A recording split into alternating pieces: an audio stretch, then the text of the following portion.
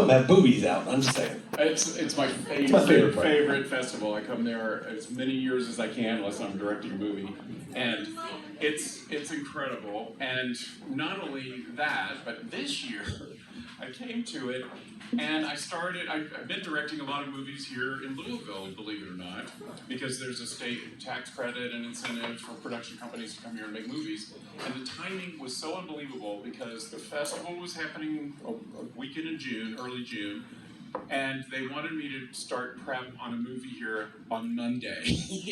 So it was like, whoa, okay, perfect timing. So if you don't know, this is Sam Irvin. Yeah! Thank you so much for coming. We're going to do some fun live commentary to Elvira's Haunted Hills. How the hell did you get into this, making this friggin' film with this horror icon? Okay, I'll give you the floor. Here's the story. I had my first feature film. I started out my career as the assistant to Brian De Palma and worked on Dress to Kill and The Fury and that sort of thing, and made a short film and everything. But my first feature was Guilty as Charged in 1990 that starred Rod Steiger as a madman who kidnaps murderers who've gotten off and puts them on his own dungeon and fries them in his own electric chair. Well, I got invited to this Hollywood party by Terry Sweeney. You might remember him. He was a regular on Saturday Night Live. He was the first openly gay member of the Saturday Night Live cast. We always did Nancy Reagan in drag, and he was this hilarious guy. And I knew his boyfriend, now husband. We went to college together, etc. So when I lived in New York, I used to go hang out with them at Saturday Night Live. It was the coolest thing. Well, now we're all living in LA, and he invites me to a party, and in the corner is Cassandra Peterson. Yeah. I go over to Terry and I'm like, you have to introduce me to her. He takes me over and he introduced me as the director of Guilty as Charged. And she goes, I just saw that film and I loved it. And if I ever do a second Elvira film, I want you to direct it. And I'm going, what have you been drinking? And is this what happens at Hollywood parties? That'll never happen. Well, several years go by. She calls up and she says, we've tried to get the film off the ground with everybody in town and it's been turned down by everybody. So my husband and I are now going to finance it ourselves. We're mortgaging our house and we want you to come up and have a meeting and talk about possibly directing it. And I'm like, whoa, this is amazing. So I get there. Now, I had become kind of social friends with her. She had done a cameo in one of my other movies called Acting on Impulse, where she played a sort of Dolly Parton bouncer at a country western bar.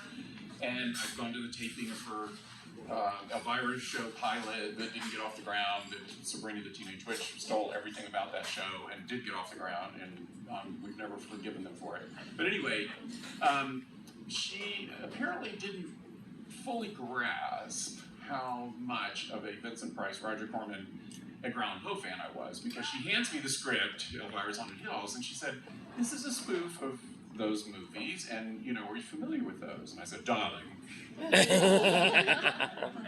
Vincent Price at the climax of Pit and the Pendulum. Do you know where you are, Bartolome? You're about to enter hell. Hell, the Neverworld, the infernal region, the abode of the damned, a place of torment, death, and the rock of the pit, and the pendulum, the razor edge of destiny. That's the condition of man, bound on an island from which he can never hope to escape, surrounded by the waiting pit of hell, which must destroy him finally. And she looked at me, cocked her head like I was totally insane, and said, "You are hired." And that's Yeah! True story. Fucking amazing. If you know Sam. And just a PS on that. The Pit and the Pendulum I saw when I was 5 years old. It changed my life. Everybody has that one horror film that changed your life. This was the film that changed mine. I fell in love with Vincent Price. I fell in love with Pits and Pendulums. And I got to do all of that in this movie, which was just the biggest dream come true ever.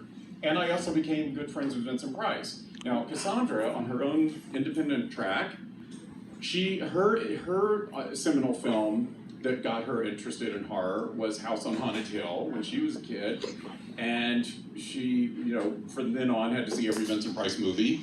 And she also became friends with Vincent Price. And so we just had a million stories to compare and everything, and that's why we dedicate the film to Vincent Price. Awesome. Oh shit. Yeah. If you don't know Sam, he has the gift of gab. We did this last year, and you did it via Zoom meeting from LA, and I was like, wow, I don't have to ask you a fucking thing. It's great. It was fantastic. So we're gonna do a live commentary to this. He's gonna stop every once in a while and tell me to shut the fuck up. We should be wrapping up about dawn. So just get comfy.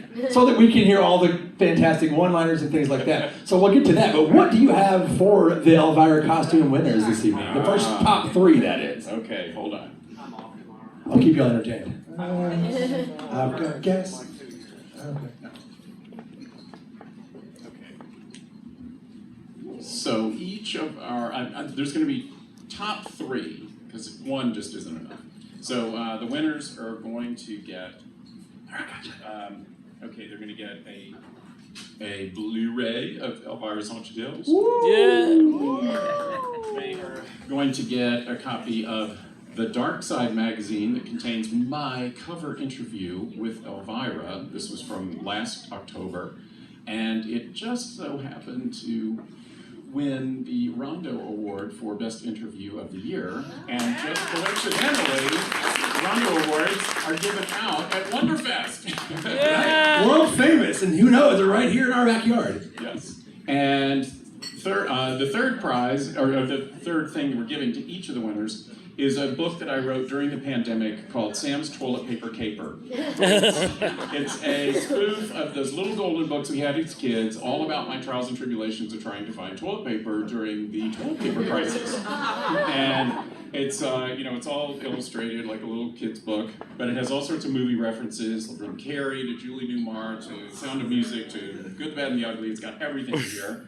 And Elvira gave me an endorsement quote for the back cover, which reads, "I laughed, I cried, I flushed." That's pretty awesome. And for our top winner, Yes, this is just for the top winner only.